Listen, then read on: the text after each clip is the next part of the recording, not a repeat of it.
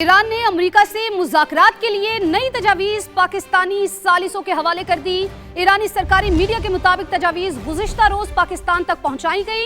इससे पहले ईरानी वज़ीर ख़ारजा अब्बास अराग़ची के दौरे पाकिस्तान के दौरान पेश की गई तजावीज़ के मुसव्वदे पर अमरीकी सदर डोनाल्ड ट्रंप ने अपनी सिक्योरिटी काबीना से मुशावरत की थी। अमरीकी मीडिया के मुताबिक तजावीज़ में एटमी प्रोग्राम से मुतालिक निकात शामिल न करने पर सदर ट्रंप नाखुश थे।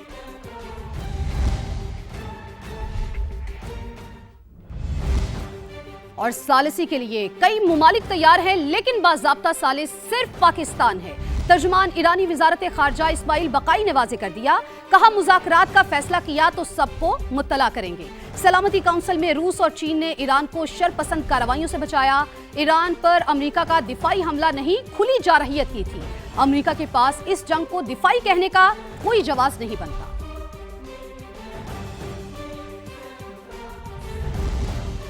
सीज फायर मुआहदे के बाद ईरान के खिलाफ जंग खत्म हो चुकी है। कांग्रेस से मजीद किसी मंजूरी की जरूरत नहीं। ट्रंप इंतजामिया ने वॉर पावर्स रेजोल्यूशन के तहत कांग्रेस से मंजूरी को गैर जरूरी करार दिया।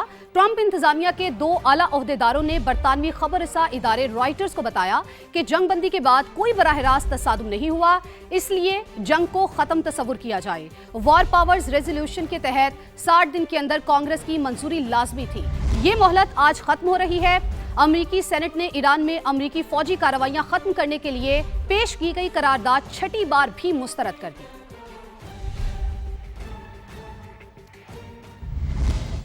और ट्रंप हुकूमत जंगी अखराजात से मुतालिक झूठ बोल रही है। अमेरिका को $100 अरब से ज्यादा का बराह रास्त नुकसान हो चुका है। ईरानी वजीर खारजा अब्बास अराग़ची का सोशल मीडिया पर बयान, कहा जंग के बायस हर अमरीकी घराने पर माहाना $500 का इजाफी बोझ पड़ रहा है। ईरानी वजारत खारजा के मुताबिक अब्बास अराग़ची ने तुर्की, मिस्र, कतर, सऊदी अरब, इराक और अजरबैजान के वज़राए खारजा को फोन किया और उन्हें खित्ते में ताज़ा तरीन पेशरफ से आगाह किया।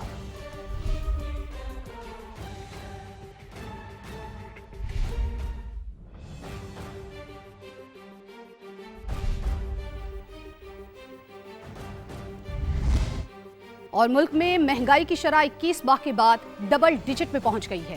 अप्रैल में महंगाई की शरह 10.9% पर पहुंच गई। एक माह के दौरान शरह में 2.5% इजाफा हुआ है। हुकूमत ने महंगाई 8 से 9% रहने का तखमीना लगाया था, जबकि आपको ये भी बताएं कि अप्रैल में टमाटर की कीमत में 57% से ज्यादा का इजाफा हुआ। सब्जियों की कीमतें 40% तक बढ़ गई। दूध और दूध से बनी अशिया की कीमतों में भी इजाफा रिकॉर्ड किया गया। चावल, दाल, माश और बेकरी आइटम्स भी महंगे हो गए। इदारे शुमारियात के मुताबिक ट्रांसपोर्ट सर्विसेज 27% और पेट्रोलियम मसनूआत 18% महंगी हुई। किरायों और तामीराती सामान की कीमतों में भी इजाफा देखने में आया है। तो आपको बता रहे हैं महंगाई के हवाले से, तो अब बात कर लेते हैं पेट्रोल की कीमतों के हवाले से। पेट्रोल की कीमतों में इजाफे से हर चीज महंगी हो गई। अवाम बरस पड़े, कहते हैं घर का चूल्हा जलाना मुश्किल हो गया। हुक्मरान अवाम का एहसास करें और पेट्रोल सस्ता करें। महंगाई हो गया जिसकी कोई इंतहा ही नहीं है। अब आवाम के लिए तो कुछ सोचता ही नहीं है। घर का गुजारा नहीं हो रहा, मजदूर लोग हैं, मजदूरी करें, बिजली के बिल इतने आते हैं, गैस हमारे घरों में नहीं है, हम लकड़ियां जला रहे हैं, इतनी महंगी लकड़ी है। एक आम आदमी जो यहाँ पे 1000 दिहाड़ी कमाता है, अल्लाह ही उसका निजाम चला रहा है। ये जो हुक्मरान है ये नहीं चलाने दे रहे। महंगाई ने बेड़ा गर्क किया है। अल्लाह हुक्मरानों को भी अक्ल सलीम दे के ऐसे काम ना करें। हुकूमत को चाहिए कुछ ना कुछ खुदा का खौफ करें, कुछ इंसान को देखें। गरीब आवाम तो बहुत परेशान है, बहुत पिस रही है। पेट्रोल के दाम बढ़ने से तमाम तर चीज़ों के दाम बढ़ चुके हैं। महंगाई ने कमर तोड़ दी है भाई, बस कर दें, बहुत हो गया। महंगाई ने बहुत बुरा हाल कर दिया। 2 वक्त के बच्चों की रोटी कमाना भी मुश्किल हो गया है। गोश्त तो हम लोग खरीद नहीं सकते, सब्जी लेने गए वो भी हम लोगों के पहुंच से दूर है। आगे बढ़े, आपको बताएं कि वज़ीर आज़म शहबाज शरीफ ने 1 कॉन्स्टिट्यूशन एवेन्यू के मामले पर आला सतह कमेटी तश्कील दे दी है।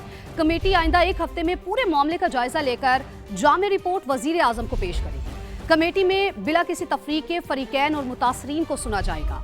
वज़ीर आज़म के हतमी फैसले तक इस्लामाबाद इंतजामिया और CDA की तरफ से किसी भी किस्म की कार्रवाई अमल में नहीं लाई जाएगी।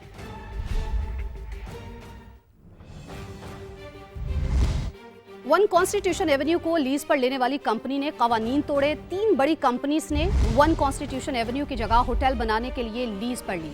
वजीर मुमलिकत दाखिला तलाल चौधरी की गुफ्तगू, कहा प्लॉट की बुनियाद पर बैंक ऑफ पंजाब से कर्ज लिया गया, बैंक के एक साथ ना देने पर ग्रुप डिफॉल्ट हो गया। रेड जोन में 70,000 रुपए स्क्वायर फीट पर लीज पर लिया गया। 2019 में मुतनाज़े फैसला सुनाया गया जो आज तक मुतनाज़े है। वाज़ेह किया कि मुल्क में कोई भी कानून से बालातर नहीं।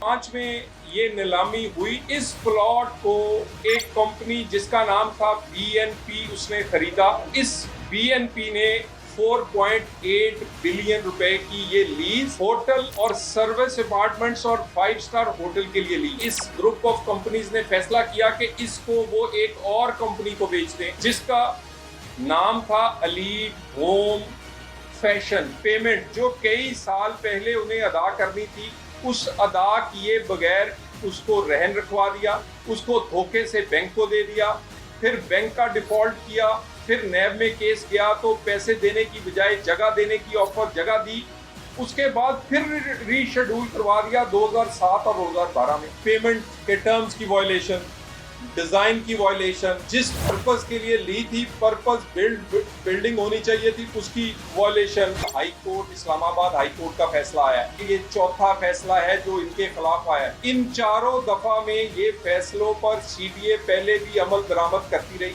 अभी भी CDA इसी पर अमल दरामद कर रही है। कब्जा लिया नहीं जा रहा, कब्जा पहले से मौजूद है। एक फैसला अटल है। कच्ची आबादी में कोई झोंपड़ी हो या इस तरह की अहम तरीन लोकेशन पर अरबों खरबों रुपए की कोई building writ of the state जो है वो उस पर कायम की जाएगी। एक और अहम मामला, कराची के इलाके डिफेंस में पुलिस एहलकार से बदतमीजी का वाकया। मुतासरा पुलिस एहलकार की समा से खुसूसी गुफ्तगू, बताया गाड़ी पर जाली नंबर प्लेट लगी हुई थी, रोका तो नौजवान ने शनाख्त जाहिर करने से इनकार कर दिया। पूछगछ की तो गाड़ी में मौजूद नौजवान ने गन मैन को मारने का कहा, रोकने पर नाजेबा अल्फाज भी इस्तेमाल किए और गाड़ी लेकर फरार हो गया। मजीद बात करते हैं शाहनवाज कादरी से। शाहनवाज, इस हवाले से अपडेट कीजिएगा। देखिए, रात गए डिफेंस फेज 7 के एक्सटेंशन के ऊपर पुलिस की जानिब से एक कार को रोका गया था। कार में SP जो हैं नसीम आरा परवार, उनके बेटे सवार थे। जब उनको रोका गया तो उनकी जानिब से बदतमीजी की गई। उस वक्त क्या हुआ, मेरे साथ एहलकार मौजूद हैं जिनकी वीडियो वायरल हुई है, जिनका गिरबान पकड़ा हुआ था। उसकी गाड़ी के ऊपर फेक नंबर प्लेट लगी हुई थी। इनको रोका हमने, रोक के इनसे इनका तारुफ पूछा। इन्होंने बताया जी मैं मैडम नसीम आरा पवर SP हैं, उनका बेटा हूँ। पीछे इनके साथ मुसल्लह 2 जवान मौजूद थे जिसको इन्होंने हिदायत की कि इस सब इंस्पेक्टर को मारो। मैं इनको कोशिश कर रहा था कि इनका दरवाज़ा खोल के मैंने इनको हाथ से पकड़ा और मैंने कहा सर आप नीचे आ जाएं, मैं गाड़ी को सर्च भी करूंगा और आपकी फेक नंबर प्लेट लगी है जो गैर कानूनी है, मैं इसको सर्च भी करूंगा और आपको अरेस्ट भी करूंगा। तो इन्होंने उल्टा मेरा गिरबान पकड़ के मेरे ऊपर जो है वो धोस धमकी शुरू कर दी। हम एक गनमैन उनका लेके आए थाने अभी लेके ही आ रहे थे। थाने के गेट से मैडम अपने 10 गनमैनों के साथ आ गई। उन्होंने यरगमाल बना लिया थाने को और अपना गनमैन वापस लेके और धमकियां दोष देती हुई वापस चली गई। दोस्त धमकी ये थी कि जी सुबह मैं तुम्हें देख लूंगी, सुबह मैं तुम्हारी वर्दी उतार दूंगी। बिल्कुल, आपने बात सुनी और पुलिस की जानिब से जो है अब इस वाक़े के ऊपर जो है एक्शन लिया गया और जो ड्राइवर है उसको गिरफ्तार कर लिया है। वाक़े का मुकदमा भी दर्ज हो गया है, मज़ीद तफ्तीश जारी है। शाहनवाज, आपको बहुत शुक्रिया। कराची के इलाके डिफेंस में पुलिस एहलकार से बदतमीजी। एक और वीडियो मंजर आम पर आ गई। वीडियो में पुलिस एहलकार और SP नसीम आरा के बेटे में सख्त जुमलों का तबादला हुआ। तू अनोखा SSP का बेटा है? हाँ, तो तू कौन होता है? मैं भी SSP का बेटा हूँ। अच्छा, फिर तमीज से बात कर, तरीके से बात कर। इससे वीडियो डिलीट करो। आहिस्ते तू डिलीट कराएगा? हाँ, मैं कराऊंगा। तू इतना बड़ा हो गया। तू आहिस्ते बात करेगा नहीं करेगा? आहिस्ते बात क्या करेगा तू? बैठो गाड़ी में। क्या करेगा तू? बैठो गाड़ी में है, मैं देखता हूँ तुझे बेटा। चल रे, उतर तो सही, छोड़ तो सही। गाली नंबर प्लेट लगाई है तूने? अबे छोड़ तो सही। हुकूमत ने पेट्रोल और डीजल फिर से महंगा कर दिया है। पेट्रोल की कीमत में 6 रुपए 51 पैसे फी लीटर इजाफा हुआ, जिसके बाद पेट्रोल 399 रुपए 86 पैसे फी लीटर हो गया। पेट्रोल पर लेवी में 3 रुपए 88 पैसे फी लीटर कमी की गई है। हाई स्पीड डीजल की अगर बात की जाए तो उसकी कीमत 19 रुपए 39 पैसे बढ़ गई है। नई कीमत 399 रुपए 58 पैसे फी लीटर मुकर्रर की गई है। डीजल पर 28 रुपए से जायद पेट्रोलियम लेवी भी आयद है। लाइट डीजल 17 रुपए 3 पैसे फी लीटर सस्ता हुआ, जिसके बाद नई कीमत 287 रुपए 54 पैसे हो गई। मिट्टी का तेल 4 रुपए 45 पैसे फी लीटर कम होकर 360 रुपए 76 पैसे का हो गया। जेट फ्यूल भी 7 रुपए 76 पैसे सस्ता हुआ और नई कीमत 388 रुपए 58 पैसे फी लीटर हो गई। अब मोदी सरकार ने हकीकत का इतराफ कर लिया, दहशतगर्द का कोई मजहब या कोई मुल्क नहीं होता। आलमी प्लेटफॉर्म पर भारतीय वजीर दिफा के मुंह से सच निकल आया। शंघाई ताउन तंजीम के इजलास में राजनाथ सिंह ने कहा कि दहशतगर्दी को किसी मुल्क या किसी मजहब से नहीं जोड़ा जा सकता। अपने ही वजीर दिफा के मुंह से सच सुनकर गोदी मीडिया आपे से बाहर हो गया। राजनाथ सिंह पर दबाव डालने के लिए गोदी मीडिया ने इतना शोर मचाया कि राजनाथ सिंह को पाकिस्तान के खिलाफ हर्जा सराई करना पड़ी, लेकिन मोदी के चहीते वजीर दिफा को धमकी देने के लिए भी अल्फाज ना मिले। डॉट डॉट कहकर अपनी इंतहा पसंद जमात और गोदी मीडिया को खुश कर दिया। इसी पर बात करने के लिए हमें अब्दुल्ला हमीद गुल साहब ज्वाइन कर चुके हैं। अब्दुल्ला साहब, आपका बेहद शुक्रिया वक्त निकालने के लिए। अब्दुल्ला साहब, भारतीय वजीर दिफा के मुंह से तो सच निकल आया, लेकिन गोदी मीडिया से ये सब कुछ हजम नहीं हुआ और दबाव डालकर भारतीय वजीर दिफा से अपने हक में बयान दिलवा दिया। लेकिन अब हर किस्म के तरीके अख्तियार किए जाएंगे, बताया जाएगा। असली मसला ये है कि ये एक मीडिया नहीं बल्कि ये एक नासूर बन गया भारत के लिए, और ये नासूर किसी ने नहीं पैदा किया बल्कि खुद बीजेपी ने एक नासूर पैदा किया, जिसको आप कहते हैं कि ये बीजेपी का एक लगाया हुआ पौधा था और ये अब एक मॉन्स्टर बन चुका है और खुद बीजेपी को खाने के अंदर मसरूफ हो गया। बीजेपी के ऊपर इतनी ज्यादा उम्मीदें और इतनी ज्यादा इन्होंने लोगों के अंदर एक चीजें डाल दी कि लोग जो हैं वो अब बीजेपी को पता नहीं एक क्या रुतबा देना शुरू हो चुके हैं, जिसकी बुनियाद के ऊपर भारत का ये लगाया हुआ एक जो चिंगारी थी, अब वो एक अलाव बन चुका है और वो खुद बीजेपी को खाने लग गई है। बिल्कुल इसी तरह की ओछी हरकतें, ओछे हथकंडे जो हैं इसी तरह से एक्सपेक्ट किए जा सकते हैं। अब्दुल्ला साहब, क्या गोदी मीडिया का मुसलसल पाकिस्तान मुखालिफ बयानिया खित्ते में कशीदगी को जानबूझ के बढ़ा रहा है? ये नरेंद्र मोदी का सिर्फ बयानिया आगे बढ़ाने का नहीं बल्कि भारत के अंदर वो चंद लोग जो कि भारत की इकोनॉमी को कंट्रोल करते हैं, जो बुनियादी तौर पर भारत के तमाम वसाइल पर, ज़खायर पर काबिज हैं, जो कि वहाँ हैं तो सही कि वो हिंदू हैं लेकिन उनका किसी मजहब से कोई ताल्लुक कि ये अल्लाह ताला का इनाम है, अल्लाह ताला की नेमत है।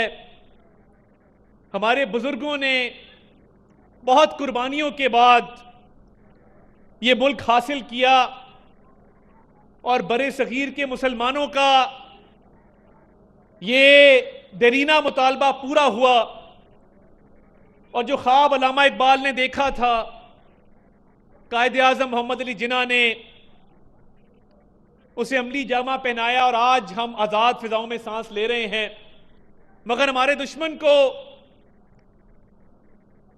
हर थोड़े साल बाद हमारी ये आज़ादी बहुत खटकती है, बड़ी चुभती है और इसीलिए वो इस ताक में रहता है कि पाकिस्तान के खिलाफ साजिश कैसे की जाए, पाकिस्तान को नुकसान कैसे पहुंचाया जाए।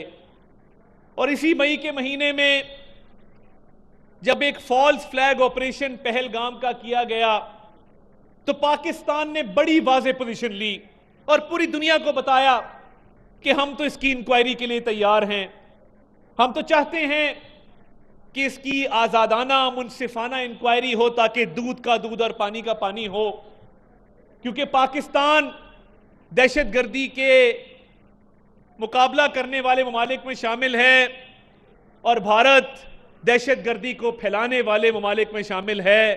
तो भारत और पाकिस्तान दो मुख्तलिफ एंड्स पर खड़े हैं कि जहां पर पाकिस्तान की कौम का हर तबका कुर्बानी दे रहा है दहशतगर्दों से लड़ते हुए और भारत दहशतगर्दों को सपोर्ट कर रहा है। और दुनिया आज इस बात को मानती है, जहां अल्लाह ताला ने इस कौम को शानदार फतह नसीब फरमाई और प्राइम मिनिस्टर का एक क्लियर विजन था शहबाज शरीफ साहब का, जब उन्होंने पहलगाम की इन्वेस्टिगेशन का मुतालबा किया और field marshal Syed Asim Munir, chief of defence forces, chief of army staff ने जिस तरीके से लीड किया और जो जंग की स्ट्रैटेजी बनाई जिसके तहत हमने अपना दिफा भी किया, और दिफा करते हुए कितने जहाज गिराए थे, कौन बताएगा यहां पे कितने गिराए थे? 8 जहाज भारत के गिराए और वो मलबे का ढेर बन गए। और जब रिस्पांस की बारी आई तो पूरी दुनिया ने देखा कि जब फतह मिसाइल बॉर्डर से फायर किया गया और भारत की दिफाई तंसीबात पे वो फतह मिसाइल गिरा, तो चंद घंटों के अंदर टीवी पर बैठकर भारतीय नुमाइंदे जो बड़े बड़े दावे कर रहे थे, क्या हुआ उनकी शक्लें उतर गई और 4-5 घंटों में उन्होंने कहा कि हम जंग नहीं चाहते तो हमला क्यों किया था? इस बात का जवाब जिंदाबाद, जिंदाबाद, जिंदाबाद, पाकिस्तान, पाकिस्तान जिंदाबाद। तो ये पाकिस्तान ने अल्हम्दुलिल्लाह अल्लाह ताला की मदद से चंद ही घंटों में उस बुज़दिल मकार दुश्मन को घुटने टेकने पर मजबूर कर दिया। आपने देखा कि जब उन्होंने कहा कि हम जंग नहीं चाहते, जंग बंद कर दी जाए, और उनके टीवी पे जो लोग आते थे आप देखते थे ना, वो कहते थे कि हमने लाहौर की बंदरगाह तबाह कर दी, हमने मुल्तान की बंदरगाह तबाह कर दी।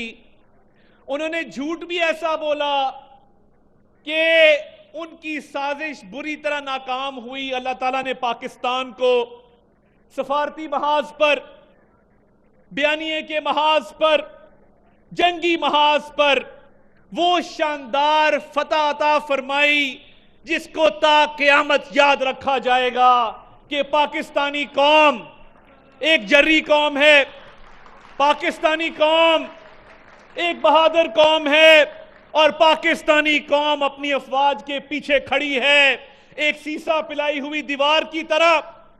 और ये जो बुनियानम मरसूस है जिसको आयरन वॉल कहते हैं, पूरी कौम ने अपनी फौज के हमरा बुनियानम मरसूस बन के दिखाया, जिसकी बदौलत अल्लाह ताला ने पाकिस्तान को वो फतह नसीब फरमाई। तो मैं ये चंद अशार पढ़ के आपसे इजाजत चाहूंगा, और ये हमारे बहादुर जवानों अफसरों के नाम, ये गाजी, ये तेरे पुरस्रार बंदे जिन्हें तूने बख्शा है ज़ौके खुदाई, दोनीम इनकी ठोकर से सहरा और दरिया, सिमट के पहाड़ इनकी हैबत शिराई, दो आलम से करती है बेगाना दिल को, अजब चीज है लज्जते आशनाई, शहादत है बतलूब मकसूद व मोमिन, ना माले गनीमत ना किश्वर कुशाई। पाकिस्तान, पाकिस्तान जीवे जीवे, जीवे जीवे। बहुत शुक्रिया, थैंक यू वेरी मच।